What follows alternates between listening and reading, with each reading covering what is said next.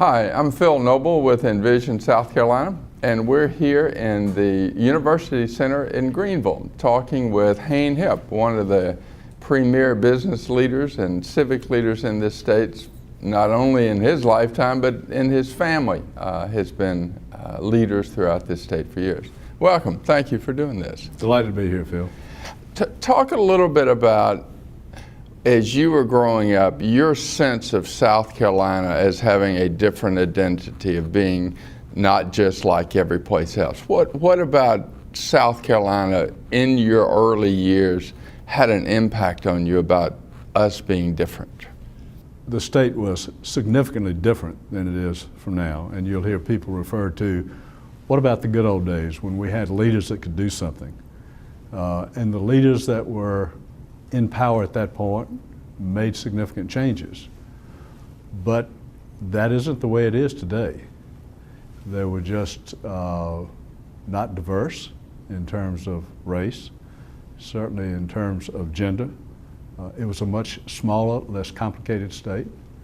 The political power was centralized very tightly. And I think as we have moved into competition across the country and competition worldwide, we are adjusting to that, but it does take a different set of skills and a different approach. What, within the context of South Carolina history and culture, what are our assets and what are our liabilities in terms of living, dealing, being competitive in that new world? Well, our assets are our people. Their positive attitude, their approach to life, their appreciation for where they are, the opportunities that they see. Our liabilities are mostly the creation of our own minds. There's some technical things that we need to deal with, but I don't think there's anything significantly holding us back. You think our people are significantly qualitatively different than Mississippi or Texas or California? Well, those are three different, that's an apple and an orange and a banana. Yes, I do think, because South Carolina is not a state, it's really a community, and it's a relatively small one at that. We can reach decisions individually and collectively, and we can do something about them quickly, as opposed to time-consuming in California when you look at that size, or Mississippi with the liabilities they have on the educational front, on the racial front, just basically a poor economy. On Texas, which is split right down the middle between hardcore, rigid approaches on the liberal side, hardcore, rigid approaches on the conservative side. We're not burdened with those superficial distractions. That's really interesting, the notion of linking our relatively small size with the ability to act quickly. Where have we done that? Where have we in South Carolina's history done that? Well, you go back to the Education Improvement Act with Dick Riley. Yeah. That was quick. They would still be debating that in California. That never would have made it to the table in Texas and Mississippi. That was a game changer. Why did that succeed? Why? I mean, Governor Riley, we're going to talk to him later today. I mean, he's very much an upstate product. Why was he able to do it? Why did it succeed? Because I think there was communications across the state. All of the decision makers sat down and talked. And I don't mean the top 5 corporate chiefs or the top 5 political heads or the top 5 nonprofits. I think there was a broad-based discussion around the state in all the communities. And everyone said, yeah, we need to do something about that. And let's step up and let's make a difference. Do you see an issue or other social ideas that are now ripe for that kind of community action in South Carolina today? Well, I think the challenge that South Carolina has right now is that we don't slip into the negatives I talked about in the other states, that we don't slip into a we versus them, because that really slows down the progress, slows down the momentum. If you can't build a coalition with the majority of the people believing in, supporting, participating, understanding what you're doing, then you're not going to get buy-in and you're not going to get any progress. You may have a single victory here or there, but you leave too many wounded or uninterested or angry participants on the sidelines, and there's no progress. That's what we can't afford to do. Talk about the geographic divides and the racial divide, which to me are the two biggest divides in this state. How do we overcome the geographic upstate, middle, and low country PD mentality? Well, let's look at it from a broader point of view. And you go back and look at the history of the state, and you talk with those who were in leadership positions in the 50s, 60s, 70s, whenever it is. South Carolina still, to a degree, is dealing with what I would call the silos of arrogance. And they have held this state back for too many generations, and I think we're beginning to address those. Those silos would be race, they would be politics, conservative versus liberal, or Democrat versus Republican. They would be urban versus rural. They would be religion. They would be upstate versus lower state. And if we push our way through those and become more inclusive and build that coalition and address those silos of arrogance that have held this state back for so many generations, that's when we will have a very significant breakthrough.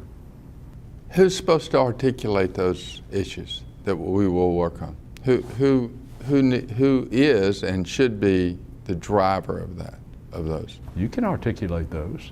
I can articulate those. The politicians can articulate those. The corporate heads can articulate those. The nonprofits, the significant players in the African American community. I just left a symposium, Athena, which is a women's group here who are building a strong base. They can articulate those. We need to be having a dialogue on that. And coming out of that dialogue are several what I would call technical issues that could be addressed, that could move the state forward. For example, the technical issues. For example, at some point, and these are what I would call policy wonk issues. They are not big, broad, sweeping generalities, but if we address those, they clear out a lot of clutter. They even the playing field. Two that come to mind would be when you're running a family, or you're running a company, or you're running a city, or you're running a state, you need to have a balance of power. All the parties need to be represented. When you go back and look at South Carolina's Constitution, all of the power is centralized in one single area. And as long as that is there, then we're not going to move forward. You need to have power diffused in the legislature, in the House, and in the Senate, in the governor's office, in the judicial branch. And so we need to take a look at our Constitution. Now, for that to happen, it's going to take a very bold move. That means that those who have 100% of the power are going to have to step back and say, I can be comfortable with 80%, I can be comfortable with 70%, I can be comfortable with 60%, not asking for 49%.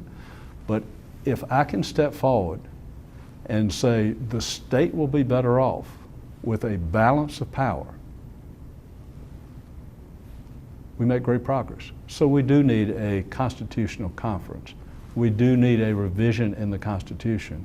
And if there were a way, a magic way, that it could be done non-politically, that it could be done for the benefit of the citizens of South Carolina, could be done so that South Carolina could move forward, could compete against North Carolina, Georgia, Tennessee, others in the United States, and others around the world, that's what is bold. But it's just a small technical issue. You're talking about the relative concentration of power and being a legislative state, and that being... But it's not, we shouldn't pick on the legislature. The same thing could be if all the power were concentrated in the governor's office. Correct. If all the power were concentrated in the judicial system, or if the corporations here in the state had all the power. Right. So it's just a concentration of power, period. Right. And to move forward, those in power have got to give up just a little bit of power.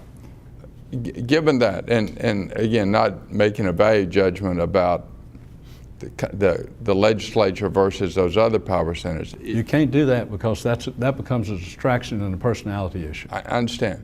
But if the problem is the concentration of power, and part of what you're seeing out here is an outcry about ethics and the bad side of the concentration of power corrupting and becoming arrogant, Azure arrogant silos, etc. Are we worse off than other states because we have had that concentration in power? I mean, are we more corrupt than other states? Are we less able to adapt and change than other states because of that, quote, corruption of power? Well, first of all, I think that's an irrelevant question because we're not talking about corruption. And are we more or less corrupt than other states? And I'm not saying that that concentration of power in the legislature is a corrupting influence. What I'm saying is we don't have a balance. Will corruption go away if we have more of a balance? I don't think so. It may not be as prevalent. I'm not sure that we are more corrupt or less corrupt or more ethical or less ethical. Those are personality, those are societal issues. They're going to always be there. What I'm talking about is just having a more balanced approach to dealing with the challenges, primarily economic development, primarily education in this state. I was having a conversation with Dana Beach, who you know. Yes. And their group has gotten into this ethics fight. And his premise is that we can't do what we need to do in the environment, parentheses, or education or anything else until we first fix this corruption ethics issue, functional, operational issue within state government. Do you think that's true?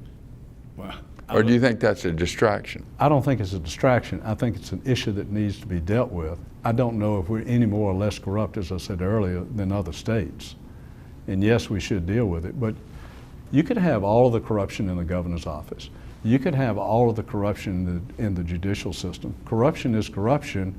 We still come back to the issue of we need a balance of power. If there were a balance of power and the governor had more power or the judicial had more power, would they clean up corruption? I don't know, but we're never going to find out. I'm thinking primarily in terms of economic development, education. Those are the two driving tools that need to be addressed so that the citizens of South Carolina have the opportunity to make a decent living, to raise a family, to run a profitable business. Well, let's talk about those two, economic development and education. It's an article of faith, if you will, that we can't have economic development without improving our education system, that that's a key to it. If that's the case, and I accept it is, why is it that we still get the BMWs, we still get Boeing, we still get the growth up the I-85 corridor? Why haven't we seen the pain? We seem to be still doing okay. Yeah, well, because we're South Carolinians. Now, let me answer that. Wait a minute, you got to explain that. Okay, let me answer that in a serious way. Greenville happens to be Spartanburg, Anderson, the I-85 corridor. Historically has been pro-business, has aggressively recruited. Part of its success is that there has always, at least in my lifetime, been a collaboration between the government entities, whether it's county council, a city council, or a regional body, and the business people, and the people in the communities who are active. So there has been a real working relationship, and you can see that in the civic improvements in the communities, whether it's the Fine Arts Center or the Peace Center, or you can see it when Michelin, BMW, GE come into town. They sit down with everyone in the community, and everyone says, we want you here. You go look at Southwest Airlines, and you look at the group from the upper part of the state who went out to visit with them and said, here's why we want you here. They know how to sell, they know how to market, and they understand that value. Charleston does to some degree. Columbia does to less degree, but is at least aware of it. When you talk about we're doing fine, you're talking about small areas in the state. We're still plagued with the corridor of shame. Right. You can step outside of Greenville 30 or 40 miles and you can find ample poverty, ample lack of opportunity. So we can't say we're doing fine until you can include more people than are presently being included. Will our current trajectory in education get to the point where the BMWs and the Michelins and everybody else says, no, sorry guys, I'm not coming to South Carolina, I'm going to someplace else? No, I think that's a real risk. And you Are we seeing, there now? I don't think we're there. Well, I don't know because I'm no longer in economic recruiting. I would say subjectively that South Carolina is at a tipping point. And if we don't address some of the issues, one being the balance of power, two being the tax system, if we don't address those, we run the risk of tipping into what you would call the Mississippi, Alabama. Or we run the risk, or the positive side, of effectively continuing to compete with Charlotte, Raleigh, Atlanta, and the rest of the country. So to me, we're at a crossroads. We've probably been there for 3 or 4 years. I think Boeing maybe gave us a sense of security, could have been a false sense of security. But where we're interviewing here today, we're right in the middle of Greenville Tech, upstate. And when you talk to the professors here and you talk to those that are involved, it's clear that Jason Primo, who runs a small manufacturing company, very, very significant player, he can't get people to work there because they're not trained. When you talk to those who are active here, they're spending something like $22 to $23 million on remedial studies. These are people that come here to learn how to be a machinist, but their mathematical and their communication, their English skills are so weak. So it gets back to, we're going to have to address the relatively weak product that our public education system is turning out. If Greenville is, and I think it's a fact, it's not an opinion, that Greenville has been the most effective in bringing that community together and having a common voice with some common vision, which has resulted in this economic, relatively speaking, boom that compared to the rest of the state. You know, I've always said the most effective force in this state, progressive ideas, is the Greenville business community. My question is, how do we leverage that across the state? How do we get people from Greenville to go east of Simpsonville? Yeah. And Good question. And impact the corridor of shame, impact Allendale? Well, you have to recognize that the Greenville business community has significantly changed over the last 50 years. If you go back to the 40s, 50s, and 60s, or let's go back to the teens and 20s, and we were sharecropping cotton. Then we began to build our businesses, 40s, 50s, and 60s. And you had domestic-based companies here. Domestic-based companies are companies, by their nature, their excess profits after employees are paid, products are delivered, et cetera, are reinvested in the community. So you had J.P. Stevens, Dan River, textile companies reinvesting into the community. You had South Carolina National Bank, you had Bankers Trust reinvesting in the community. Right. You had Liberty Life, you had Colonial Life reinvesting into the community. You had Daniel Construction reinvesting into the community.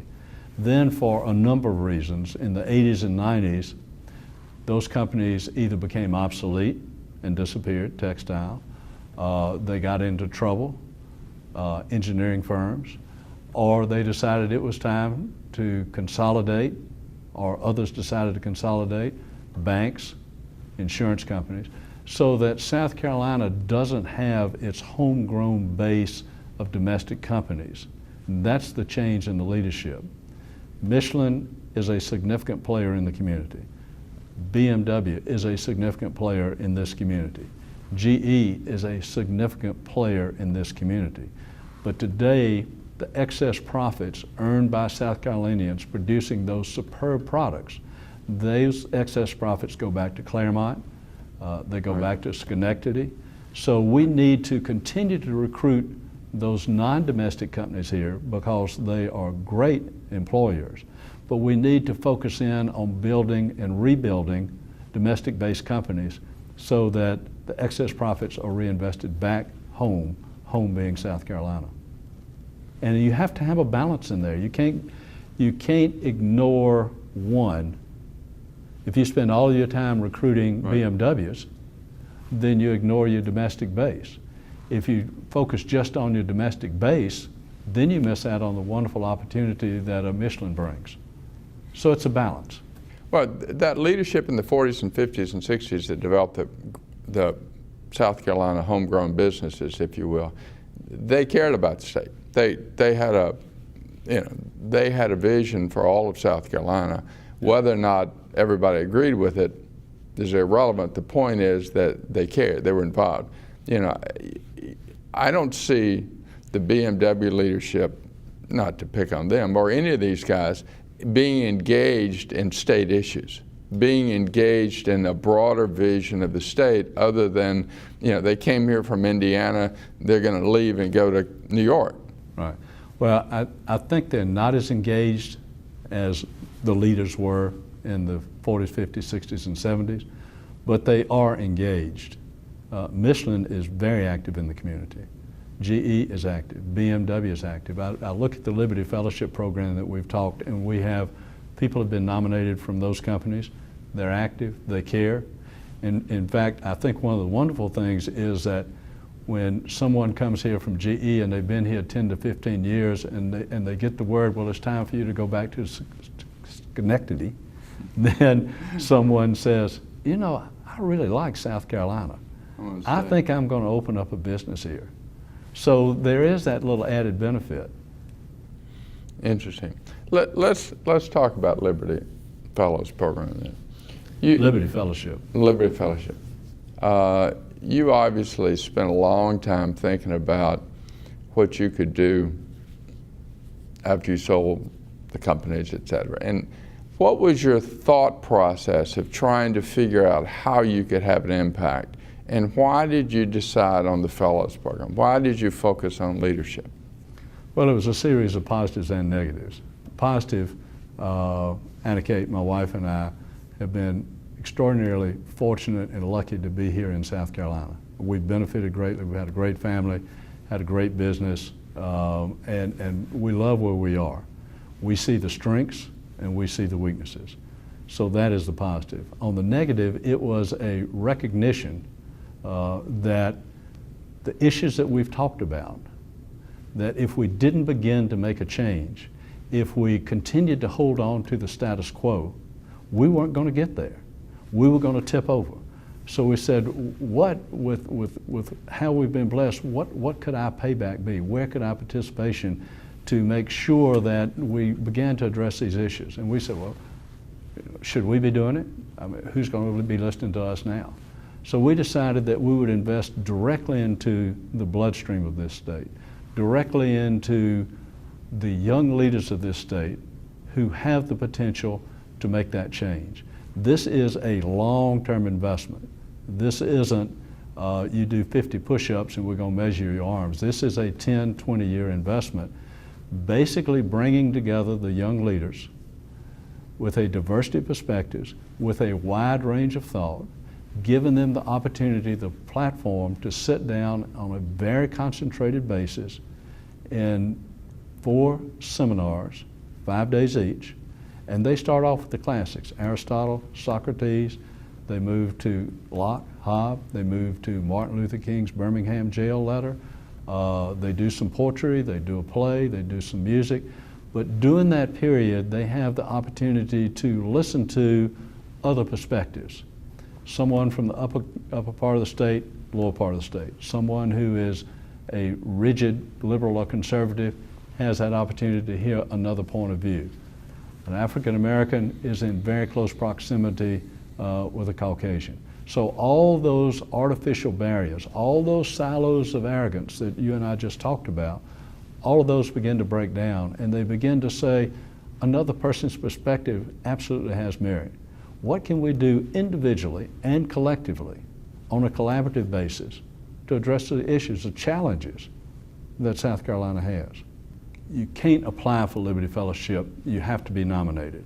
And so the Liberty Fellows are only good as the nominations that come in. Those nominations are only as good as those who are doing the nominating, and that's everybody in South Carolina.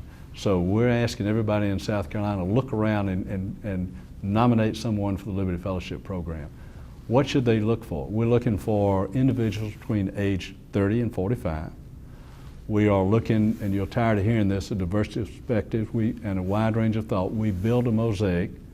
As Ben Dunlap, president at Wofford, said, you can't have a world-class symphony with the 20 best flutists in the world. So we're looking to build that mosaic, that well-rounded band. We're looking for people who are successful in their own right. This is not a leadership development program. They are already in a leadership position, although we work closely with the Diversity Institute at Furman, with Leadership South Carolina, and the other leadership programs. We are looking for those who actively participate in the community. There are a lot of people who go to work, do their job, come home, go behind their gate, go to their kid's soccer game, and that's it. That's fine.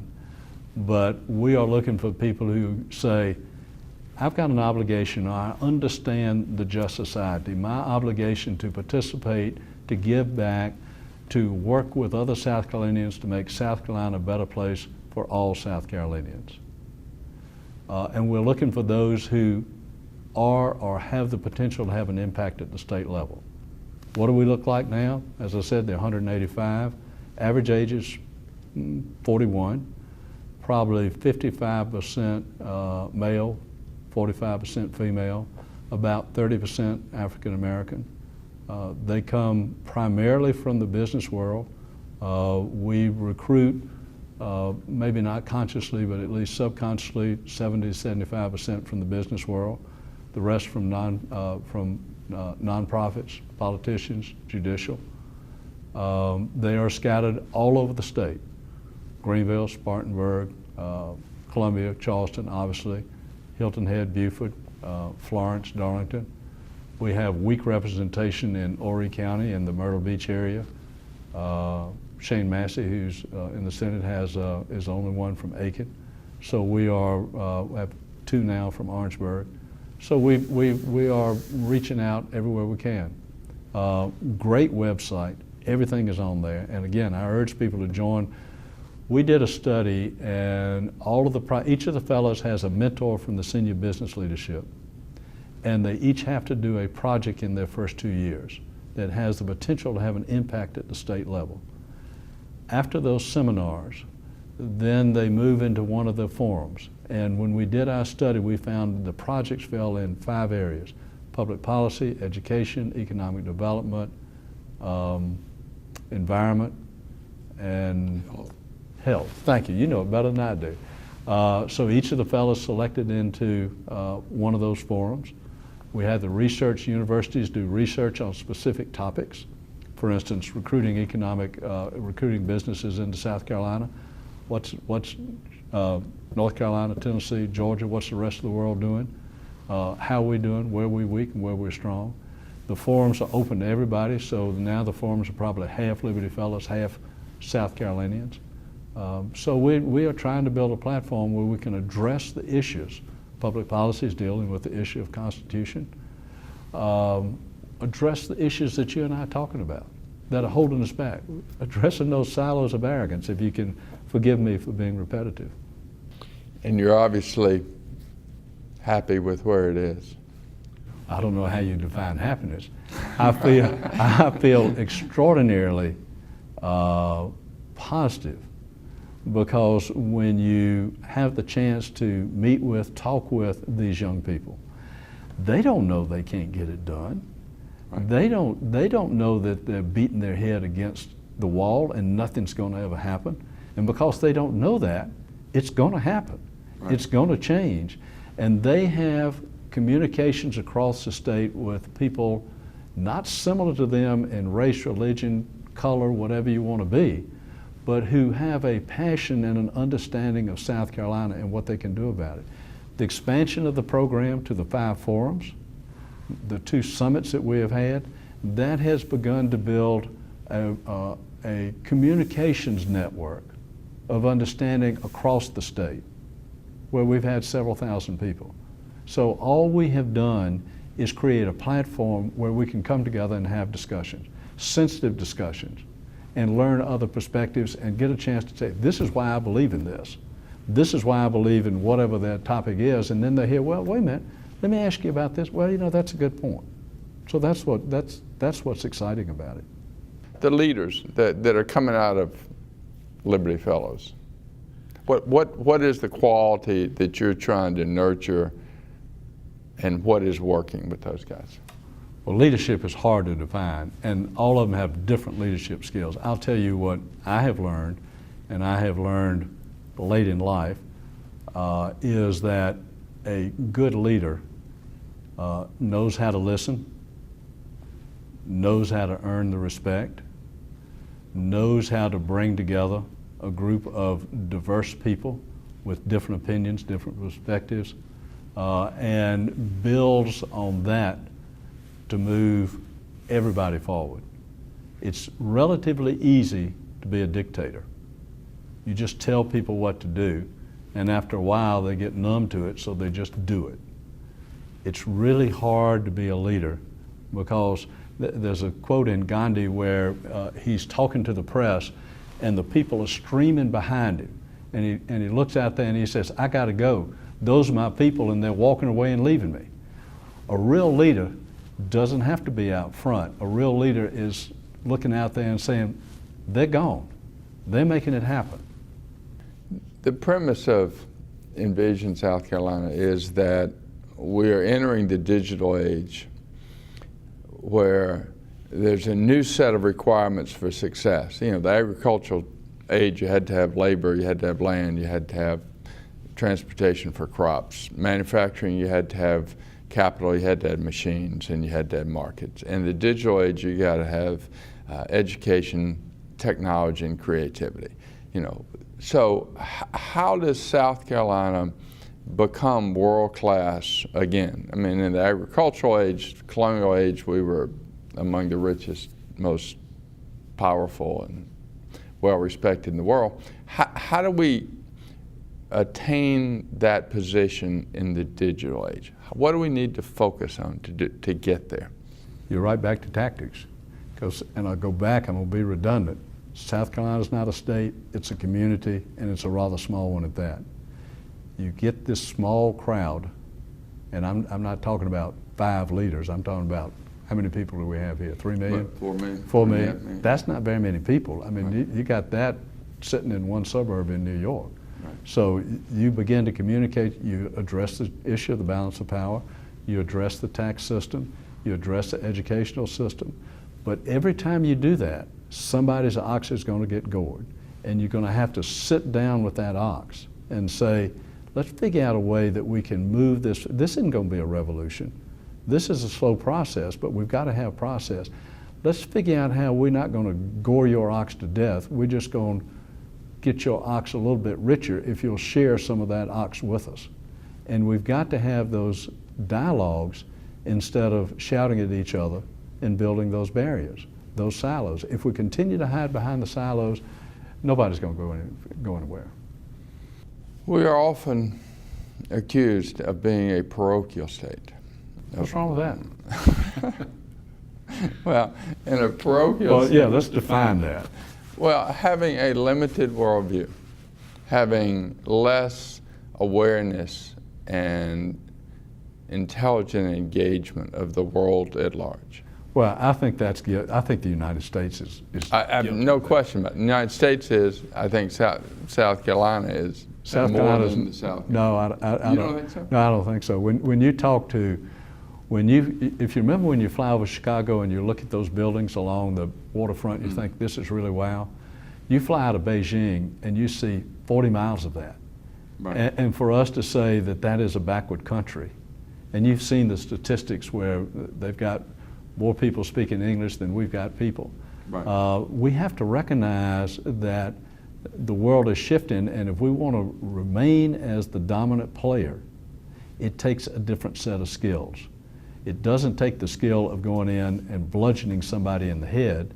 It figures out, how do we get them to invest in the South Carolina, invest in the U.S.? How do we take advantage of the skill bases they have so that we benefit from them? It's just a whole different approach. And if you say that we are not looking beyond ourselves, I think the whole country's guilty of that. Doesn't mean we're falling behind. It just means we're going to have to play a different game. But this is a semantic difference. But I would argue that we are more insular, we are more inward looking as a state than the nation as a whole, but the nation as a whole is that way as well. My question is, but that's because you're here. I'll bet you if you go and have this conversation in Kansas, that Kansas looks at its naval just as much as we look at our naval. You may be right. You may be right. Although that's a begrudging. Of course. Although I would argue there's some residual hostility, xenophobia, skepticism that comes from the Civil War era. I mean, that we're still, we still talk about them. I mean, it's still, New York is still the worst place on the world. But we're perfectly prepared to have New York send some money down to us. No question, no question. I mean, that's because you feel that way because you come out of Charleston. Y'all still resent Greenville. No, I'm from Greenville. I'm one of y'all, but that's a different thing. But how do we? You talked about a different set of skills in that global world. Well, you're right on the digital age. Yeah. How do we move South Carolina into that? Because if you accept the idea that the digital age really is, a hinge of history, it's an opportunity for a quantum leap. Well, let's go back to business. If you grew up in Greenville in the 30s and 40s, you could go do work in a mill, manual labor, basically that. You could have a average high school education, and you could do fine. You could make enough money to raise a family, go on a picnic, do all that. You can't, first of all, you go work at BMW and Michelin, or you go work at Milligan, which is one of our stars and is home based here. Those skills that you had 20, 30, 40, they're totally useless. They aren't any good. Right. The education you got won't work today. Right. My premise is, we know that. That guy who is coming out of high school knows that. He is looking for a different track to run on. He is looking for that skill base. He is looking for that job. He knows that job is out there. And where we are letting him or her down is in our public education system. We are not preparing them to compete. They know that coming out. That's an issue we've got to address. So add that to the balance of power, and add that to a rework of the tax system. On the taxes, I don't think it's raising rates on the rich. What we need to be doing is, a school teacher in Anderson, South Carolina should pay the same tax rate as the CEO of Milligan. That's all we're looking for. We're looking for quality, and then we could flush 90% of those pages. Are you optimistic? Yeah, I am, because of the Liberty Fellowship Program, and there are now 185 of them. I see new ones nominated every year, and they're just as bright, they're just as enthusiastic, they care just as much about the state as you and I did when we were young puppies, and I think they're going to get it done. If you were King of South Carolina, King Hayne, you have benevolent King Hayne. Benevolent, of course you would always be benevolent. But if you were King Hayne and you could change one thing, what would you do? What would you change? Well, I would quickly diffuse my 100% king power down to a lesser percentage. I wouldn't go below 50%, but I would certainly come down to 70 to 60, because then all of my subjects would say, I got a piece of the action. I want to play this game. I want to make a contribution. Yeah, I don't have to stand around and wait for King Hayne to give me my check. I can go out and I can build my business. I can educate my children. I can take my trip. I own part of it. It's overcoming that hat in hand mentality that we as a state have had for so long. Well, if you don't have the tools, you got to put your hat out there. Right. I mean, if we haven't given them the skill base, so that they don't have to put their hat out, what do you expect them to do? Envision South Carolina, world class, globally connected.